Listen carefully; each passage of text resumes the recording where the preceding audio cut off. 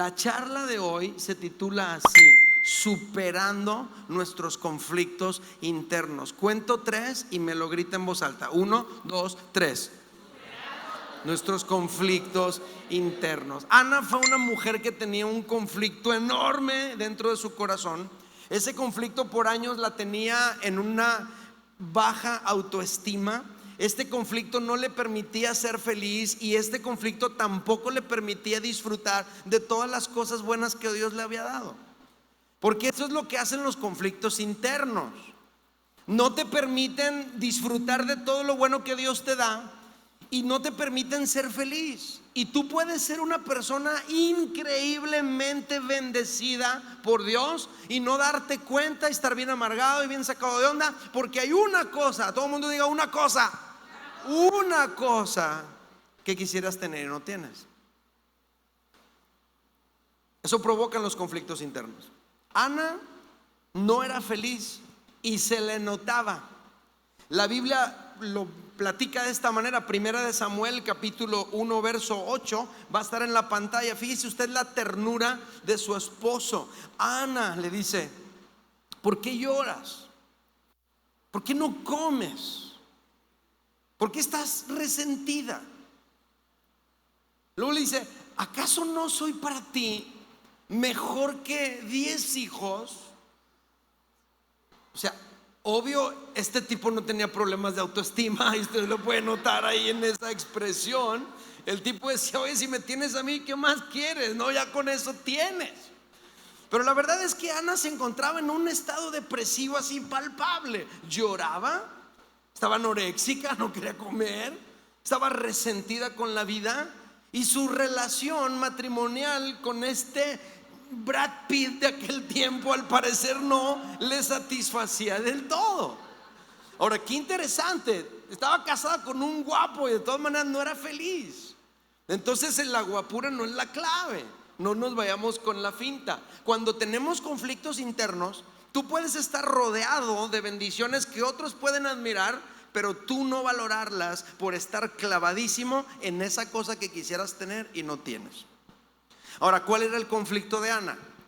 Bueno, pues como todos hemos leído la historia, nos han contado más de una vez, lo primero que pensamos de volada es que no tenía hijos.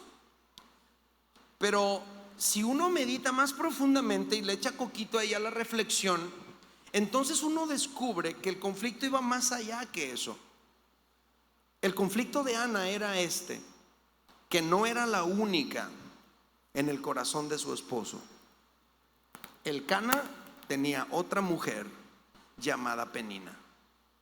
Ahora, eso ya es suficiente para que cualquiera de nosotros tengamos un conflicto interno, ¿sí o no? O sea, no manches, que llegas a tu casa y ves que el WhatsApp de tu esposa tiene una conversación con un tipo de cuando estaba en la secundaria. Pues eso sería un conflicto muy grande para ti. La Biblia lo plantea. Primera de Samuel 1:2 dice: Elcana tenía 2 esposas. ¿Cuántas tenía? 2. Una de ellas se llamaba Ana y la otra Penina. Esta Penina tenía hijos, pero Ana no tenía ninguno.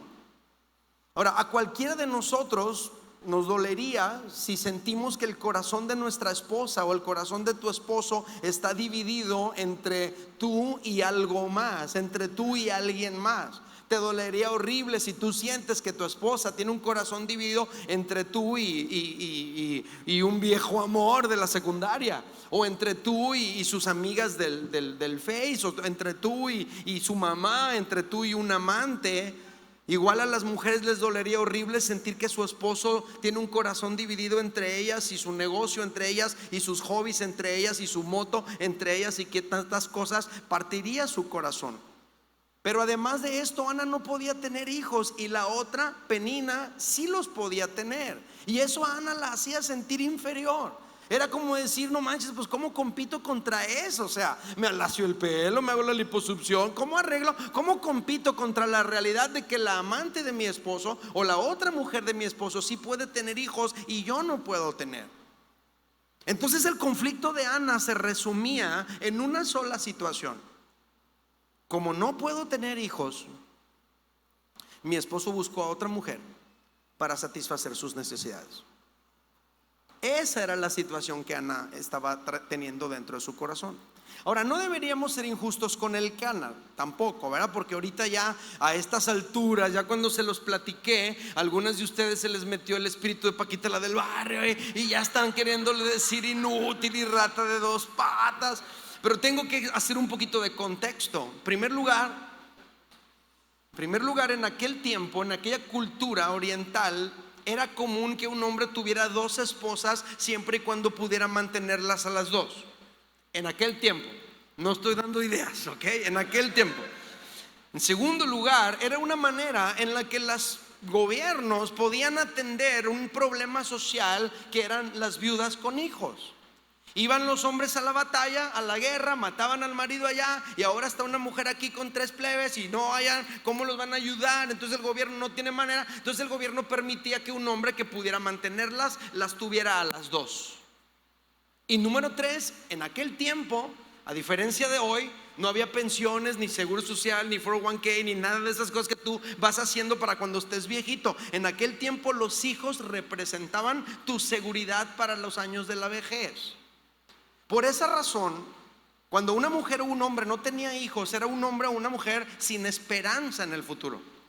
Por lo tanto, el Cana de seguro pensó: si yo no tengo hijos con Ana, necesito tener hijos para mi vejez. ¿Quién se va a encargar de mí y de Ana? Ahora, eso es nomás para hacer contexto, para que no quiera usted apedrear a el Cana. Pero regresando al aquí y a la hora, a ti y a mí, a lo mejor tú también tienes algún conflicto interno, alguna situación que te conflictúa por dentro, que te quita el sueño, que te hace llorar por las noches, que hace que se te vaya el apetito. A lo mejor tú también estás resentido con la vida, o con Dios, o con alguien, porque hay algo que tú quisieras tener y no tienes. Hay algo que tú quisieras vivir y no puedes vivir, no está a tu alcance.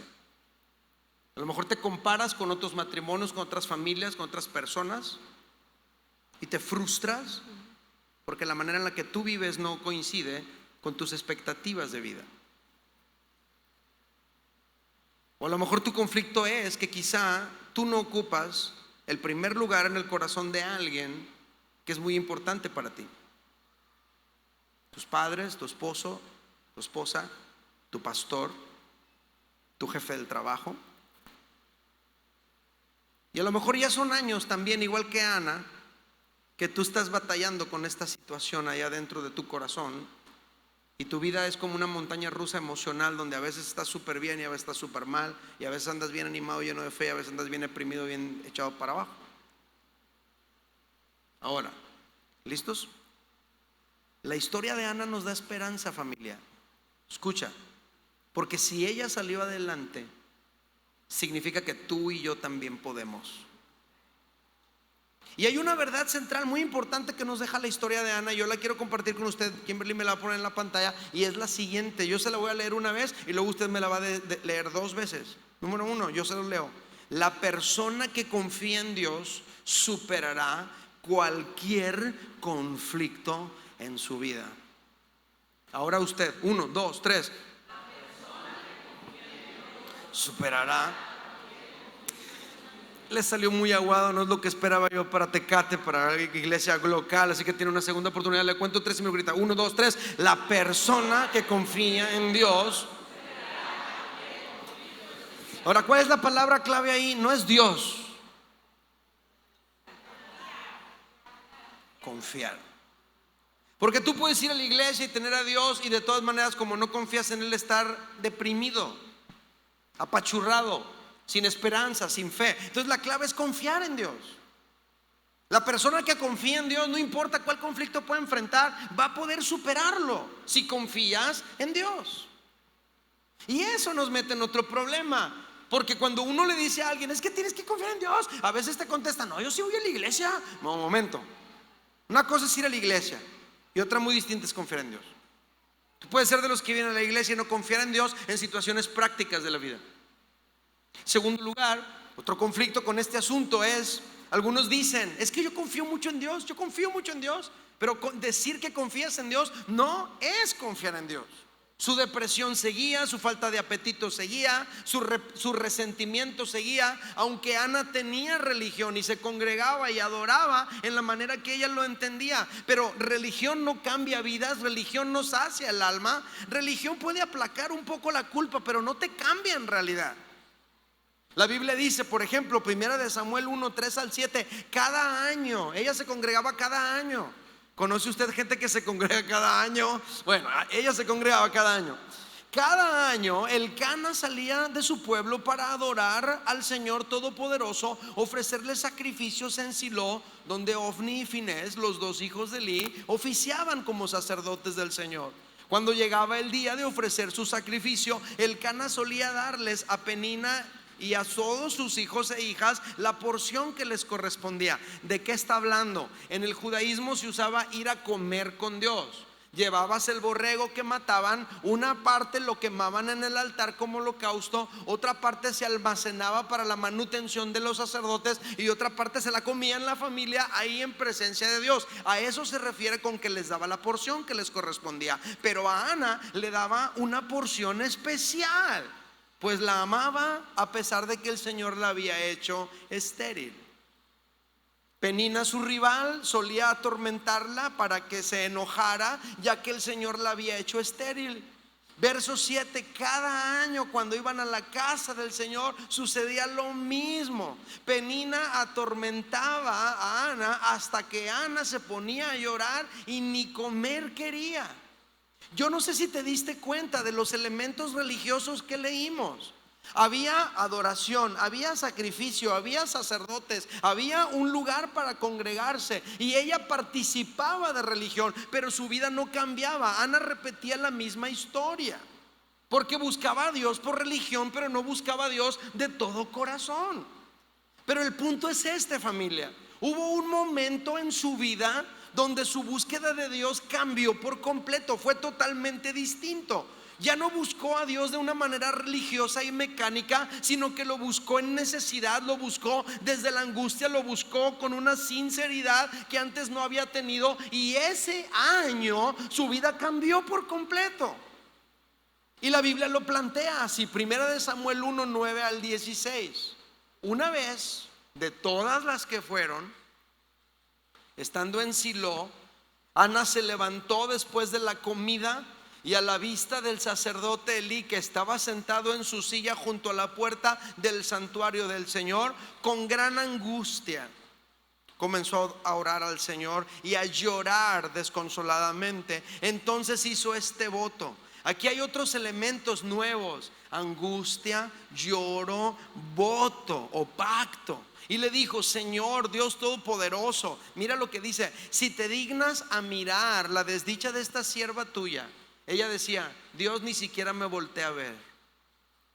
Y hay millones de personas que se sienten así. Y luego dice: y si en vez de olvidarme te acuerdas de mí. Ella se sentía: Dios ni se acuerda de mí.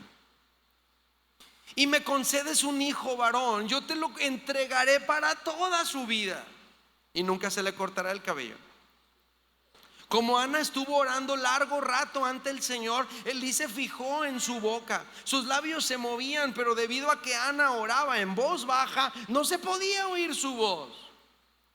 Ahora ya la conocían, todos los años era la misma historia. Entonces Elí pensó que estaba borracha. Era como: ay, otra vez la borrachita de cada año, que se amarga horrible porque le da carrilla a la otra mujer de su esposo. Ahí viene otra vez con el cuento de siempre. Y así que le dice: ¿hasta cuándo te va a durar la borrachera? Deja ya el vino. Al parecer esta mujer desahogaba su pesar a través del alcohol. Al parecer. Ella le contesta: no, mi señor, no he bebido vino ni cerveza. Por lo menos no esta vez. Soy solo una mujer angustiada que ha venido a desahogarse delante del Señor. No me tome usted por una mala mujer. He pasado este tiempo orando debido a mi angustia y mi aflicción. El conflicto interno de Ana sirvió de mucho porque la condujo a la habitación del Todopoderoso. El dolor de Ana sirvió de mucho porque la guió como un GPS directo a la presencia de Dios. El dolor, la frustración de Ana se volvió una brújula que la dirigió en la vida.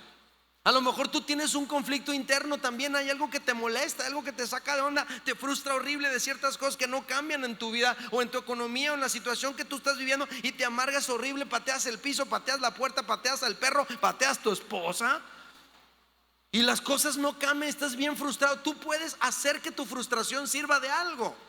Tú puedes hacer que tu frustración te conduzca a la habitación del Altísimo. Tú puedes hacer que tu frustración se convierta en un combustible para tu oración. Tú puedes buscar a Dios de una manera diferente a como lo has buscado en todo este tiempo, gracias a lo que tú estás viviendo ahora. Es algo que tú y yo encontramos en la palabra de Dios un montón de veces. Cuando alguien se encontraba con una situación que lo quebrantaba, ellos convertían esa situación en un combustible para ponerle fuego a su oración. Como la Biblia nos presenta de Jesús, también lo hizo así. Y estando en agonía, oraba más intensamente.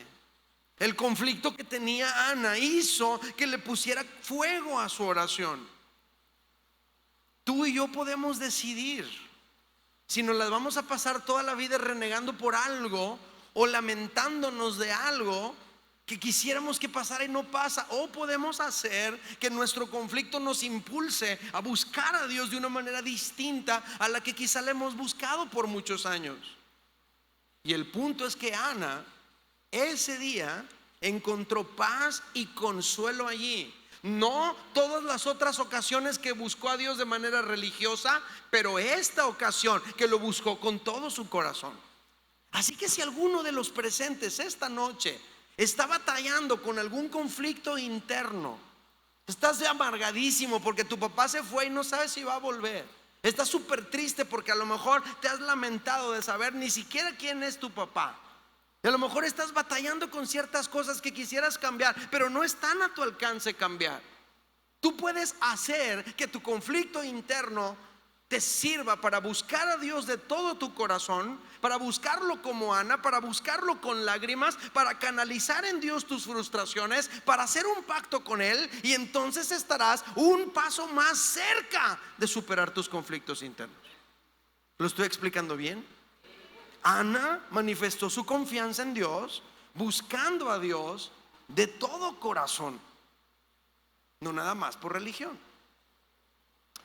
Número 2, ¿cómo manifestó Ana su confianza en Dios? Segundo lugar, ahí va a estar, se consoló en Dios. Quiero que lo griten en voz alta a las 3. 1, 2, 3. Se consoló en Dios. Déjenme se lo explico. Ahí le va. ¿Listos? Una cosa es buscar a Dios y desahogarnos con Él aquí en la congre, para salir de aquí y volver a nuestra vida misma miserable, como muchos lo hacen de manera semanal, quincenal, mensual o anual, dependiendo cada cuánto se congreguen. Y otra cosa muy distinta es, ojo, encontrar consuelo en Dios y estar bien aunque las circunstancias no cambien. Porque a veces el conflicto con nosotros es ese: voy a buscar a Dios para que se arregle esto, pero el asunto es que hay cosas que no se arreglan, y no es porque Dios no tenga poder, sino porque a veces simplemente no las va a arreglar. Pero cuando tú y yo aprendemos a encontrar consuelo en Dios, aunque las circunstancias sigan idénticas, aunque nuestro esposo no cambie, o nuestra esposa no cambie, o nuestro hijo no cambie, o no vuelva, o no deje de beber, tú y yo estar bien de todas maneras. Familia, superar nuestros conflictos internos no significa que todo se va a volver como siempre lo hemos deseado. Eso a veces nunca sucede. Superar nuestros conflictos internos significa más bien que aunque eso que nos deprime sigue idéntico, ya no tiene poder sobre nuestra vida y sobre nuestras emociones, porque resulta que tú y yo hemos encontrado gozo en algo más grande y más bello y más duradero, que aquello que anhelamos. Y ese algo es Dios. Ana se consoló en Dios. Ana encontró gozo en su corazón antes de saber siquiera que iba a tener hijos. Ana encontró consuelo en Dios y estuvo estable, aunque Elcana todavía seguía con su otra mujer.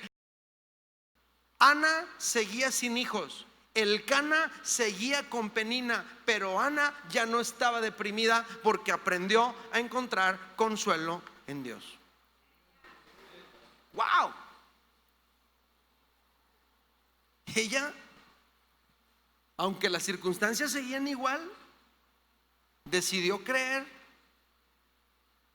¿Listos? Decidió creer que Dios era suficiente para satisfacer los anhelos más profundos de su corazón. Ana decidió creer que Dios bastaba en su vida para estar bien, para estar con gozo, para estar feliz.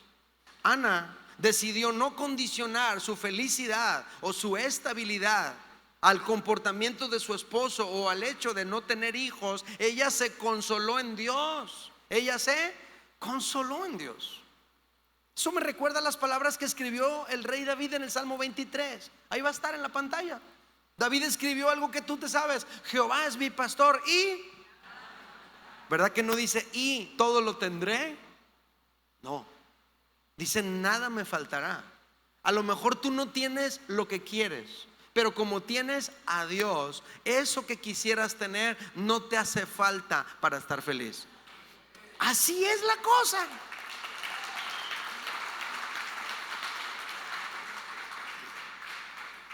¿Qué es eso, familia?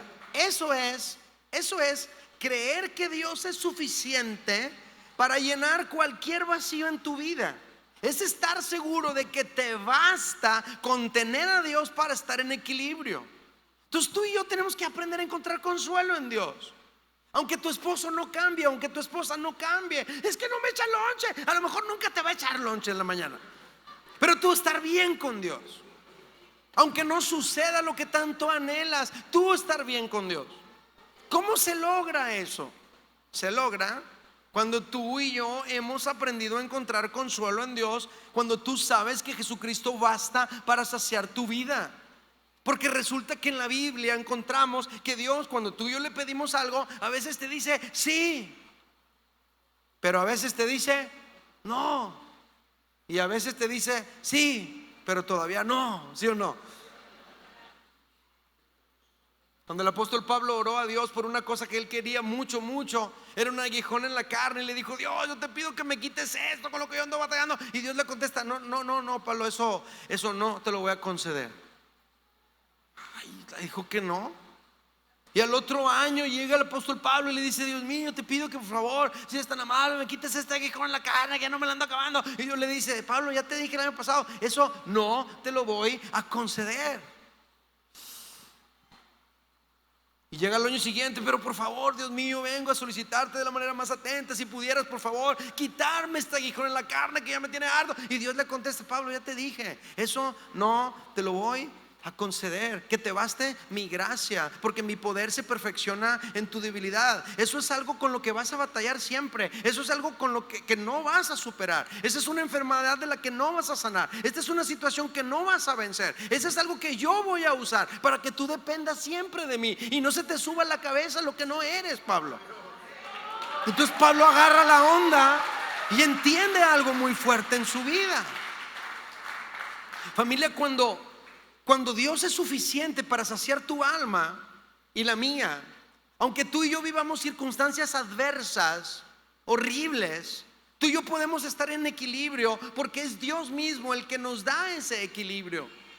Por ejemplo, el profeta Jeremías, Dios no le permitió casarse a él ni tener hijos. Qué bueno, dirán algunos, ¿verdad? Yo no lo digo porque me haya ido mal a mí en el matrimonio, sino porque en la historia de Jeremías tú observas que viene Nabucodonosor con un ejército y que asesina a cientos de miles de personas quema casas, templos, destruye el muro, hace un desastre en la ciudad. Y muchos de los que fueron deportados a Babilonia miraron morir en presencia de ellos mismos como asesinaron a sus propios padres. Entonces Jeremías, qué bueno que no tuvo que sufrir algo así, ¿de acuerdo? Entonces a lo mejor Dios te está diciendo a ti que no, que eso no. Y tú dices, ¿pero por qué? Porque no. Confía en mí. No negocies, no estés regateando, no. Si no estás en el mercado, estás conmigo. El Dios Todopoderoso que conozco el principio y el fin de tu historia. Confía en mí, no negocies conmigo, no me empieces a regatear, a cambiarme esto por lo otro. Tú entiendes que yo tengo el control de tu vida. No me puedes hacer manita de coche a mí, ¿no? Aunque ayunes 3 días o 4, yo tengo el control de tu vida. No negocies conmigo. El profeta Oseas tuvo una esposa que le fue infiel varias veces y estuvo en equilibrio.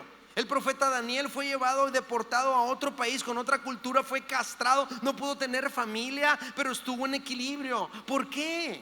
¿Por qué no se volvieron locos? ¿Por qué no pretendieron quitarse la vida? ¿Por qué no estuvieron toda la vida medicados tomando pastillas para estar estables?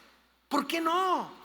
Porque para ellos Dios era suficiente para suplir sus necesidades más profundas en su alma. Y el punto, familia, es que a veces nosotros nos acercamos a Dios pensando que queremos que Él resuelva o cambie cierta cosa. No te acerques a Dios de esa manera. Mejor acércate esperando que Él sacie tu alma, y eso te va a dar la fortaleza para que tú soportes cualquier adversidad en la vida.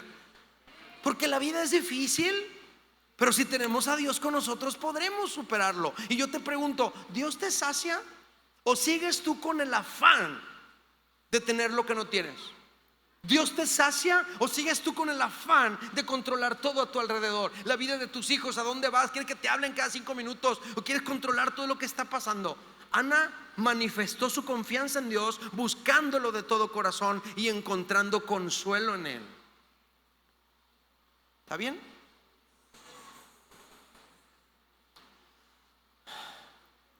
Número 3 y último. Yo sé que los estoy mandando tarde a casa, perdónenme por eso. ¿Cómo manifestó Ana su confianza en Dios? Número 3, buscó a Dios con todo su corazón, encontró consuelo en Dios. Y número 3, ahí va a estar en la pantalla, esperó en Dios. Ahora, ese asunto de esperó en Dios es la cosa más difícil que nos puede pasar. La espera. Más en este tiempo donde todo es más rápido. Tenemos hornos de microondas que en 1 minuto tienes una marucha lista para desayunar. Tenemos internet cada vez más veloz. Tenemos aviones supersónicos que nos llevan a otro lugar del mundo rápido. Tenemos celulares, tenemos videoconferencias. Puedes tener a tu hijo al otro lado del mundo y verlo en tiempo real y hablar con él. El concepto del tiempo ha cambiado. Lo que antes estábamos dispuestos a esperar porque era normal, hoy nos desespera. Y no queremos esperar nada. Y el problema es que las cosas más grandes que Dios va a construir en tu vida y en la mía, la va a hacer precisamente a través del tiempo. Escucha, ahí les va otra peor. Lo hará en su tiempo. Por ejemplo, en el caso de Samuel, aunque Ana deseara tener a su hijo, pero ya no podía nacer cuando ella quisiera. Samuel tenía que nacer en un momento exacto de la historia en el que pudiera llegar justo en el ocaso del ministerio de Eli, para que Samuel le pudiera dar continuidad al ministerio. Tenía que nacer en un punto de la historia exacto para que él pudiera ungir al primer rey de Israel llamado Saúl, y pudiera ungir al segundo rey de Israel llamado David y ser mentor de los dos. No podía nacer cuando Ana quisiera, tenía que nacer en el momento, en el tiempo de Dios. Así que Samuel no iba a nacer cuando a Ana se le ocurriera. Ana no podía programar el nacimiento de su hijo. Ana lo único que podía hacer era esperar en Dios.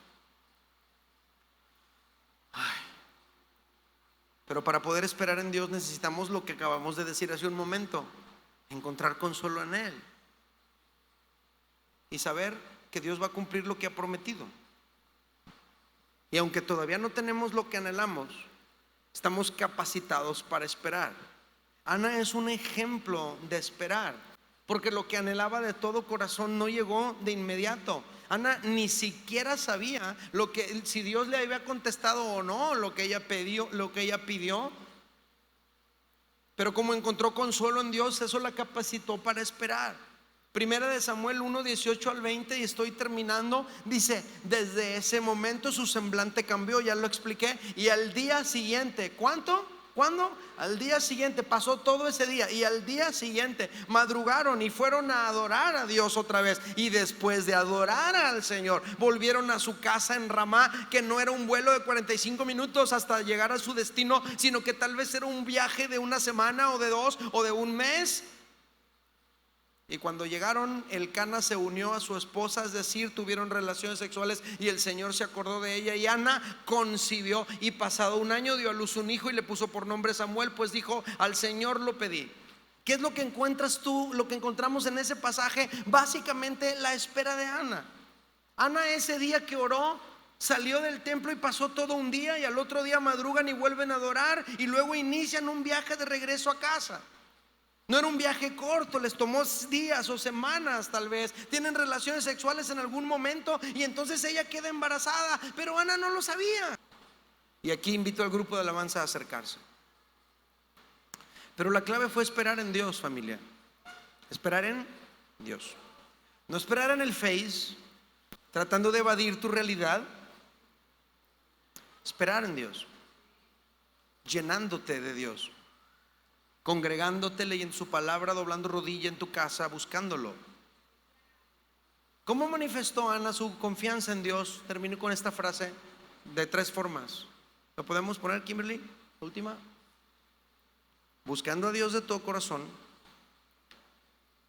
encontrando consuelo en Dios y esperando en Dios. A ver, dígalo conmigo las 3, eso. 1, 2, 3. Buscando a Dios de todo corazón, encontrando consuelo en Dios, esperando en Dios. Ahora, ese asunto de la espera para mí tiene mucho significado, pero mucho. Mi esposa y yo tenemos un hijo, pero hemos tenido 5 embarazos. Entonces perdimos 4. En uno de esos, mi esposa casi se muere. Y tienes por un lado esa tendencia, esa parte, ese paradigma que te dice: Dios va a hacer un milagro, Dios va a hacer un milagro, Dios va a hacer un milagro. Pero por otro lado, eso que te dice: confía en mí, confía en mí, confía en mí. Y ya no sabes si llegar y reclamar: yo vengo por mi milagro, aleluya, gloria. O simplemente llegar y decir: Dios mío, yo voy a confiar en ti, yo no sé qué va a pasar, no tengo control de esto, se va de mis manos. Es una decisión que tenemos que tomar. Ahora nos quedamos con ganas de ser papás de una niña. Queremos adoptar. Hemos intentado de varias maneras. Fuimos foster parents aquí en Estados Unidos. Tuvimos una niña de 9 días de nacida que estuvo hasta los 5 meses con nosotros. Tuvimos que devolver. Para mí, mi esposa fue como su 5.º hijo que perdió. Llegamos a Mazatlán, empezamos el proceso de la adopción y se caducó y nunca hicieron nada en el DIF. Y volvimos a iniciar el proceso y ya se caducó otra vez y nunca hicieron nada en el DIF. Y el tiempo pasa y estamos cada vez más viejitos. ¿Me veo viejito? Pues estoy viejito. Ya me rechinan las bisagras cuando voy caminando. Pero escucha, familia, la clave es encontrar consuelo en Dios, porque eso te va a capacitar para esperar en Dios. Y a lo mejor tú también estás batallando con algunas cosas. Tienes tiempo esperando cierta cosa. No, es que yo sé que Dios, a lo mejor no hace eso Dios. ¿Qué vas a hacer tú? ¿Te vas a pasar llorando toda la vida? ¿Vas a ser infeliz toda la vida porque ese hijo tuyo que no quiere nada de Dios no viene? ¿Qué vas a hacer tú? Lo que tenemos que hacer es encontrar consuelo en Dios y decirle: Dios mío, así, tú eres suficiente en mi vida para que yo esté bien. Vas a levantar tus manos y le vas a decir: es cierto, Dios mío, esta cosa que está aquí no es fácil para mí. Observar esto todo el tiempo no es fácil para mí. Darme cuenta que mi hijo está luchando con esta cierta cosa no es fácil para mí. Señor, Y yo no sé si eso va a cambiar algún día. Pero mientras son peras o son manzanas, Dios mío, voy a confiar en ti. A lo mejor aquí entre nosotros hay alguien, a lo mejor hay uno aquí, uno tal vez, o dos, que ya están pensando: qué casualidad que ese brother ni iba a venir ahora y vino aquí. A mí ese mensaje era para mí. ¿Sabes por qué es para ti? ¿Y sabes por qué? Sin que estuviera programado este momento, sucedieron las cosas tal como sucedieron, por una razón muy sencilla: porque Dios te ama, tú estás en su corazón, estás en sus pensamientos. Y Dios te quiere hacer saber que no estás solo, que Él tiene en cuenta tu dolor, tus lágrimas, tus preocupaciones. Tú le importas a Él más de lo que tú te imaginas. Pero el punto no es ese. El punto es si tú y yo podemos confiar en Él, aunque no haya evidencia aparente de su actividad alrededor nuestro. Porque a veces las tinieblas son densas y tú no ves a Dios por ningún lado. Y es como si Dios no estuviera aquí, o estuviera actuando en contra tuya, o simplemente no escuchara tus oraciones. Y entonces eso nos conflictúa más. Por eso el punto no es que Dios esté contigo y sepa lo que te está pasando. El punto es si tú puedes confiar en Él. La persona que confía en Dios superará cualquier conflicto en su vida. Levanta tus manos ahí en tu lugar, lo más alto que puedas.